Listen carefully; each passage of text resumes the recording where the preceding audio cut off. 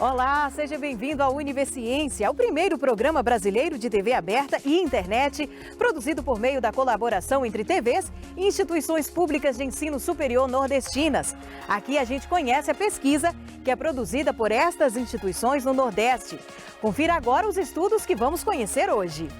Pesquisadores da Universidade Federal do Ceará desenvolvem cosmético que pode ajudar a remover manchas escuras na pele. Na Universidade Federal da Paraíba, cientistas estudam ações de preservação do cavalo marinho. Veja também, pesquisadores da Universidade Federal do Rio Grande do Norte estudam as relações do catolicismo e o mundo contemporâneo.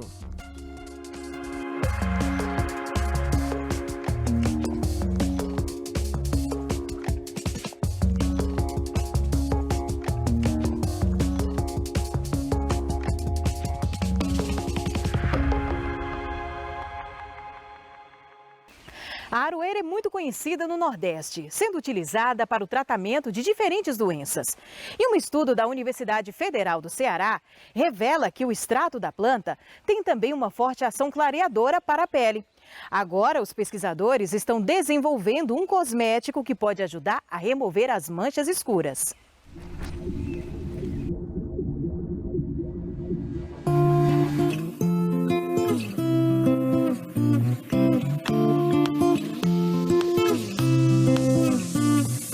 O melasma é uma queixa muito comum aqui no Nordeste, no Brasil como um todo, e principalmente entre as mulheres. Vários fatores podem desencadear o melasma e o sol, a radiação solar é um desses fatores, mas existem diversos outros. Então, a busca por ativos que tenham esse potencial clareador tem aumentado muito nos últimos tempos. A Aroeira do Sertão está sendo uma ótima surpresa. Há muitos trabalhos aqui na UFC, desenvolvendo trabalhos com a Aroeira do Sertão. Eu estou trabalhando com extrato vegetal, que ele é sustentável. Nós obtemos através de tecnologia limpa, utilizando a água como solvente. Utilizamos as folhas, ou seja, é sustentável também. O nosso extrato é obtido da aroeira cultivada aqui mesmo na UFC. Aqui no nosso laboratório a gente começou a fazer ensaios in vitro. Todos os testes demonstraram uma atividade fantástica para a finalidade que nós queremos. Ela tem uma atividade próxima ao nosso controle positivo, nosso padrão, que é o ácido cólico, que já é uma substância muito utilizada e considerada padrão ouro para clareadores, E a nossa aroeira do sertão, além de ter essa atividade clareadora, ele tem uma excelente ação antioxidante. No momento que eu tenho um ativo que ele, além de ser clareador, ele também age sendo antioxidante, eu tenho realmente a junção perfeita. E agora estamos fazendo todos os estudos de estabilidade. Os próximos passos serão feitos testes clínicos já em pessoas, porque nós não trabalhamos com testes em animais. Então nós esperamos que sim, que a gente consiga desenvolver uma formulação estável, segura, porque ela foi aprovada nos ensaios que nós fizemos de citotoxicidade, e a próxima etapa é ver a eficácia dessa formulação em pessoas. Esse tipo de estudo que nós desenvolvemos aqui em parceria, da Fiocruz com a UFC, que é a professora Tamara, no laboratório, são de extrema importância, porque nós estamos buscando esses produtos justamente na nossa flora, regionais, não só do Nordeste, mas principalmente do Nordeste, que tenham estabilidade e que venham agregar isso depois para torná-los, inclusive, acessíveis a essas populações também que precisam. Nós temos que pensar nisso também. Já estamos entrando com pedido de patente, nós vamos, na verdade, lançar esse produto no mercado para ser mais uma alternativa genuinamente cearense, com a nossa flora, com a nossa caatinga, e vamos trazer mais beleza e saúde para as pessoas através dele.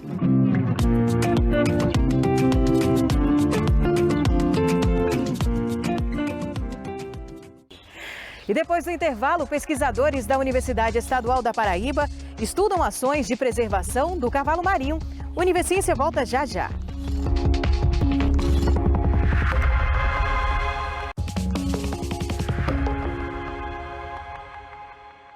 Você já ouviu falar em asfalto ecológico? Com propriedades inovadoras e ecologicamente sustentáveis, a novidade promete trazer para o setor de infraestrutura dos transportes alta durabilidade, resistência aos esforços mecânicos e versatilidade em sua aplicação. Os cientistas da Universidade de Pernambuco contam para a gente os resultados desse estudo.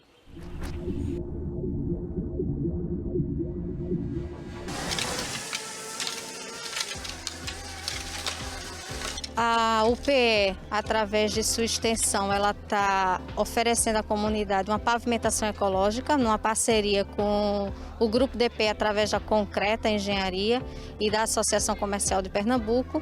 Então, é um pavimento 100% ecológico.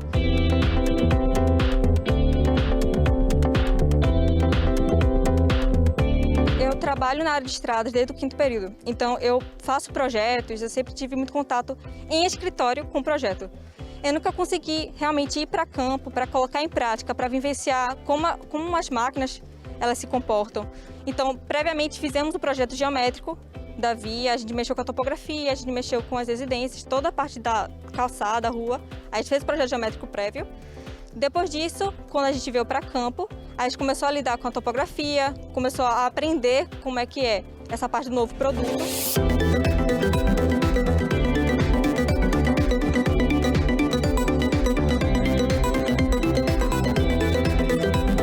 Essa multienzima, né, que é um complexo multienzimático, como a gente chama, ela foi desenvolvida na Universidade de Múrcia, na Espanha.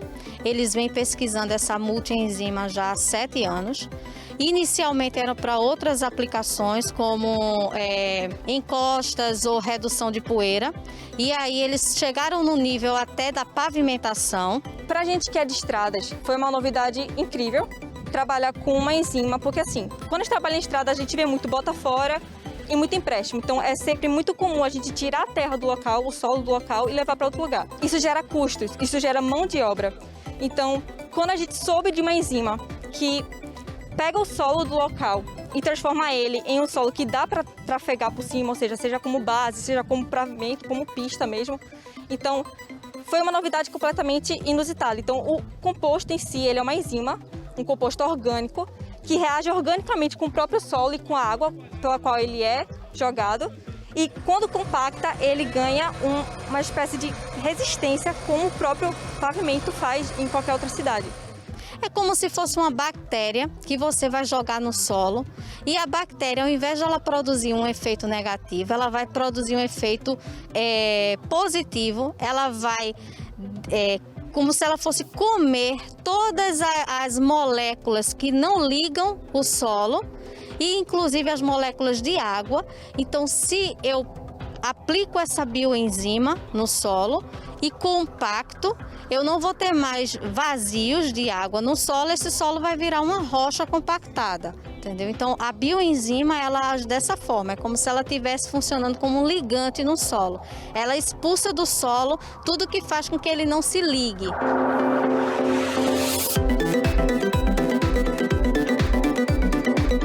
A UPE, ela tem o papel de realizar todos os ensaios necessários para verificar se realmente esse produto se adequa aos nossos solos. Então, nós vamos fazer testes de resistência, testes de deformabilidade. Então, serão vários ensaios no laboratório. E a gente tem uma missão inovadora que é adicionar o pigmento na cor asfalto. Por quê? Por mais que você tenha um solo compactado e uma pavimentação ecológica, culturalmente nós estamos acostumados a olhar e enxergar asfalto como o asfalto derivado de petróleo. Então, como a bioenzima ela fica da cor natural do solo, a nossa missão é conseguir incorporar um pigmento orgânico que está sendo testado aqui nesse projeto piloto, incorporar esse pigmento orgânico, que também não pode não ser orgânico, senão mata a bioenzima. Então, incorporar esse pigmento para que a gente chegue aí na tonalidade de asfalto e visualmente as pessoas enxerguem como pista. Essa enzima, ela é economicamente sustentável, ou seja, além dela acabar evitando tanta geração de resíduos, ela também acaba evitando tanto bota fora, tanto empréstimos assim. Então, acaba economicamente ficando mais viável, porque você não precisa trazer e tirar tantos produtos do local. Em termos de custo, ela consegue ser 1/3 do custo de um pavimento convencional. Então, ela é muito mais barata, entende? Em termos de mão de obra, exige muito menos maquinário e também em muitos menos dias. Então, acaba gerando uma poluição menor, acaba gerando uma proteção melhor para o meio ambiente, já que é um composto biológico. Então, o meio ambiente agradece de certa forma, então ela é muito mais sustentável em si. A UPE ela cumpre a sua função social. Ela tira o seu projeto do papel e ela entrega à comunidade tudo que ela pesquisa. Então, a gente vem pesquisando a pavimentação ecológica e a gente está entregando à comunidade o pavimento, uma estrada realmente pavimentada, onde essa comunidade ela vai ser beneficiada inicialmente com ônibus, o transporte público que vai circular. É uma comunidade carente que tem que andar muitas vezes 2 quilômetros para ter um acesso ao transporte público, e outras benfeitorias, porque a partir dessa pavimentação vai chegar antena de celular, que eles também não têm, abastecimento público de água. Então é a universidade cumprindo a sua função social e, no caso da Universidade de Pernambuco, tentando atingir o interior do nosso estado.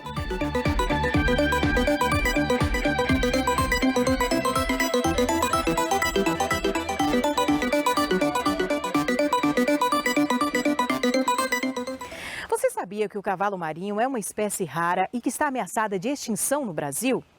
Pois é, e um grupo de pesquisadores da Universidade Estadual da Paraíba está tentando compreender melhor a realidade desses animais e assim desenvolver ações de preservação.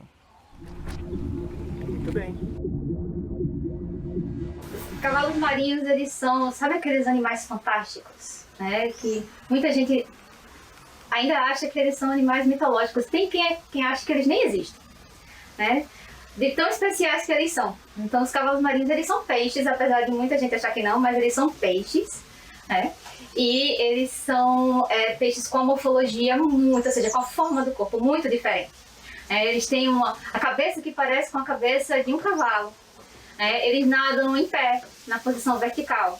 Eles têm uma cauda que parece com a cauda de um macaco, que eles usam para se segurar em várias estruturas no ambiente. Eles se alimentam com uma boca que fica na ponta de um focinho tubular. Então, eles utilizam sucção super rápida e muito forte para se alimentar. Então, eles têm um comportamento assim completamente diferenciado. As principais características é que os machos ficam grávidos.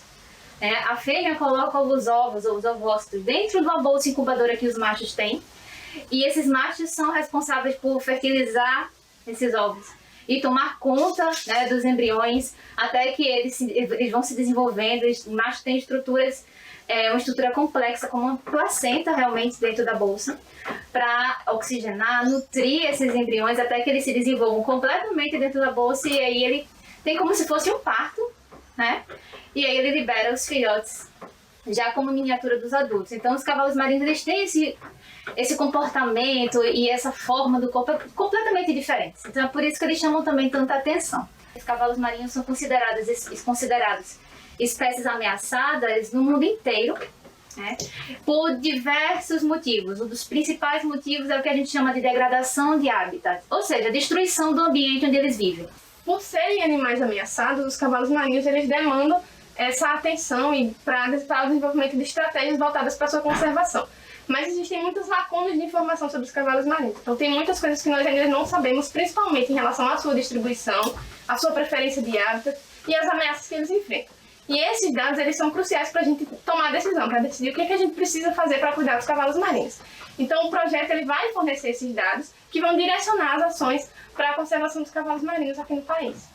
Institucionalmente, o projeto ele vem sendo desenvolvido pelo Laboratório de Peixes e Conservação Marinha da Universidade Estadual da Paraíba, em parceria com a Área de Proteção Ambiental de Guadalupe.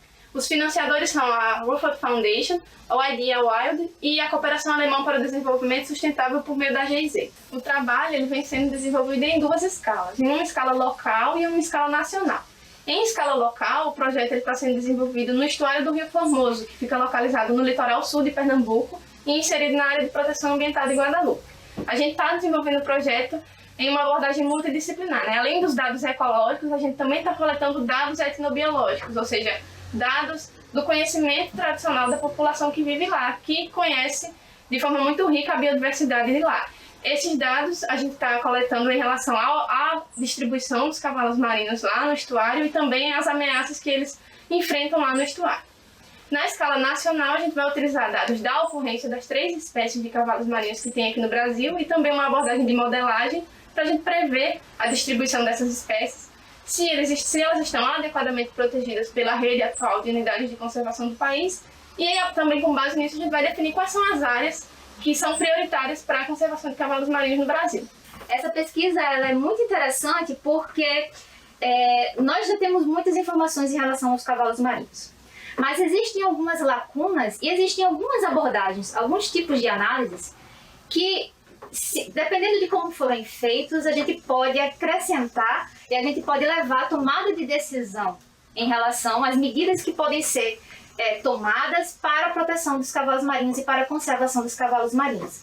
Então, esse projeto, um dos principais pontos desse projeto é identificar as lacunas, preencher essas lacunas e utilizar essas informações de uma forma bem abrangente, né, para a gente identificar, por exemplo, tem como a gente identificar, por exemplo, em que áreas a gente encontra a maior densidade de cavalos marinhos, a maior ocorrência. Em que áreas a gente pode encontrar unidades de conservação que estão protegendo os cavalos marinhos. Ou, por exemplo, a gente pode identificar uma região em que a gente tem uma ocorrência de cavalos marinhos, mas que ainda não tem nenhuma proteção oficializada, digamos assim, e a gente pode ajudar a identificar essas áreas e determinar quais são as áreas prioritárias para a gente proteger o cavalo marinho, tanto em relação à ocorrência, como também em relação ao nível de proteção que aquela área já tem ou não, e também em relação às ameaças que podem estar atuando sobre os cavalos marinhos. Em âmbito local, os dados que a gente está coletando, os dados que o projeto vai fornecer, eles vão ajudar a orientar, a direcionar as ações que já existem na área de proteção ambiental de Guadalupe para a conservação dos cavalos marinhos e de seus hábitats. Essas informações todas elas vão ser utilizadas para a construção de um plano direcionado para a conservação de cavalos marinhos na APA de Guadalupe. Na escala nacional, os dados que a gente vai ter de onde estão os cavalos marinhos, da distribuição dos cavalos marinhos no Brasil e de quais são essas áreas que devem ser cuidadas melhor para garantir a conservação dos cavalos marinhos, esses dados eles vão ser cruciais para a tomada de decisão, para orientar de fato medidas voltadas para a conservação dos cavalos marinhos. E o que é muito interessante é que isso beneficia não somente os cavalos marinhos, mas quando a gente protege os cavalos marinhos, a gente também está protegendo os hábitats, ou seja, o ambiente em que o cavalo marinho vive. E todas as outras espécies que também estão utilizando aquele ambiente. Então, essa é uma das principais ações, aplicações da pesquisa, em relação à colaboração junto com a APA de Guadalupe. Nós iremos trabalhar para publicizar essas informações através de publicações e também através de relatórios técnicos que possam ser utilizados para a determinação de políticas públicas que possam ser aplicáveis realmente aos cavalos marinhos. A seguir, pesquisa estuda a complexidade histórica da religião católica. É depois do intervalo, a gente volta já já.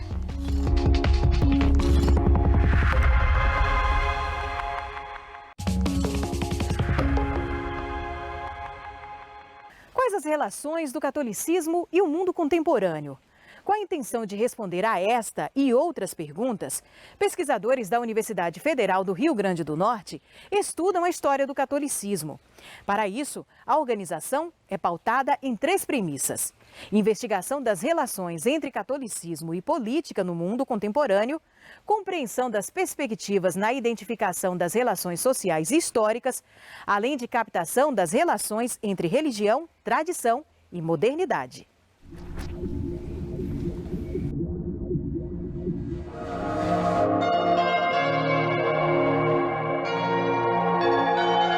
A interação entre religião e política, ela tem uma importância dramática para se compreender não apenas o momento atual no Brasil, mas também ao redor do mundo.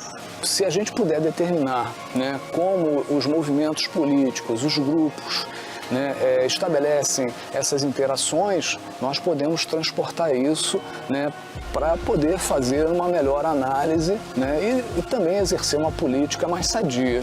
O catolicismo e suas manifestações face à política e à cultura da sociedade são objeto de estudo da Rede de Pesquisa História e Catolicismo no Mundo Contemporâneo. Com colaboração da Universidade Federal do Rio Grande do Norte, a rede conta com a presença de historiadores de diversos países. As pesquisas estudam a complexidade das múltiplas expressões do catolicismo, que são analisadas a partir de assuntos como os intelectuais, a imprensa, os movimentos e os grupos, as ideias, as instituições, os partidos políticos, o poder. A nossa rede ela se dedica a pesquisar o catolicismo no século XX e as interações dessa religião, não apenas com a política, né, tanto com a direita quanto com a esquerda políticas, mas também, né, com outras religiões. Então, o nosso propósito é tentar entender como o catolicismo ele interage, né, socialmente com outras religiões e com os grupos políticos e sociais. Nós temos um levantamento bastante grande feito sobre a década de 30, né, e que foi feito por meio de ida a arquivos, né, busca em periódicos, utilizando correspondências, né, e o que nós procuramos fazer, né, é tentar ver como na década de 30, né, o fascismo, o conservadorismo e o reacionarismo se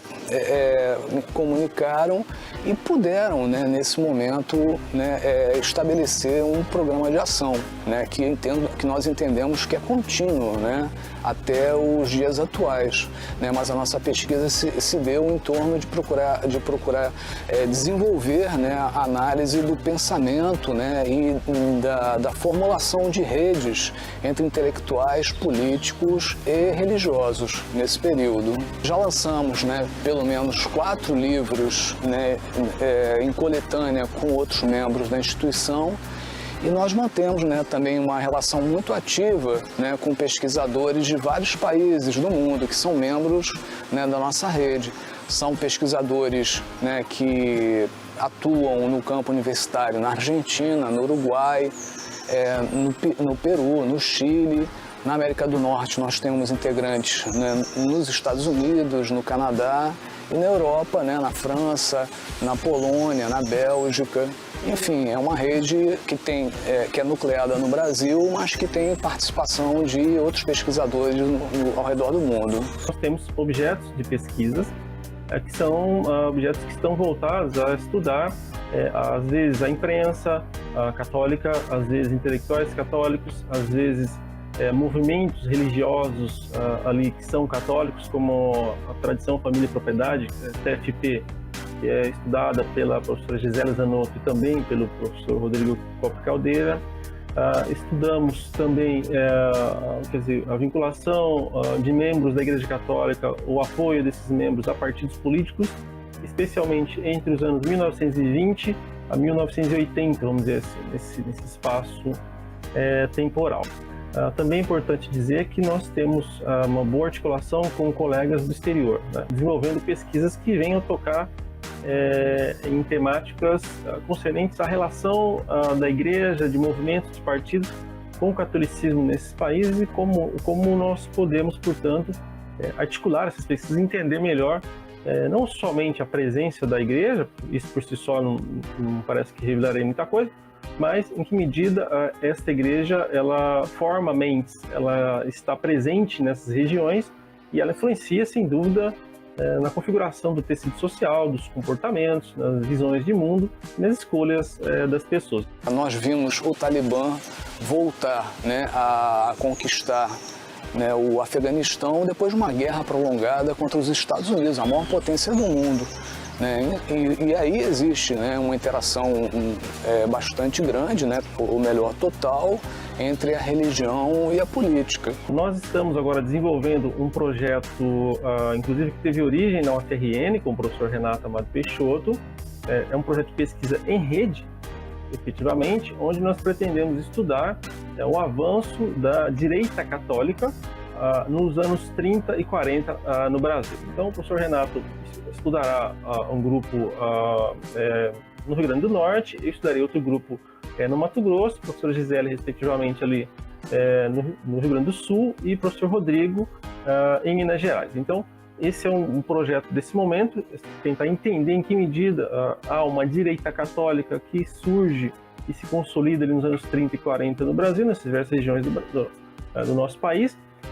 E também temos já previsto para o próximo ano, ali no mês de fevereiro, um congresso internacional, né, com colegas do exterior, colegas do Brasil, para discutir as pesquisas que são feitas sobre a Igreja Católica no Brasil e no exterior, e em que medida essas pesquisas elas nos auxiliam na compreensão das histórias dos nossos países, das nossas relações e de como a nossa sociedade é formada, né? Qual o peso da religião ou das religiões na formação da nossa sociedade. Por que nós somos o povo que somos? Porque eventualmente pensamos, agimos e nos representamos de determinada forma.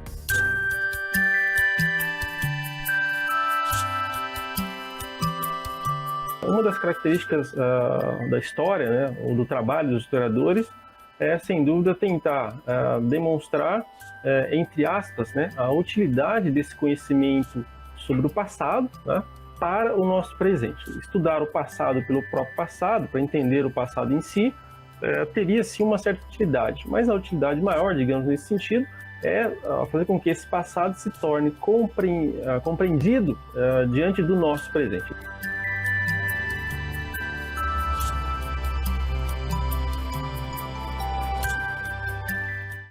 Por hoje é só. Acompanhe as nossas reprises e fique ligado no nosso próximo programa. Tchau, tchau e até lá!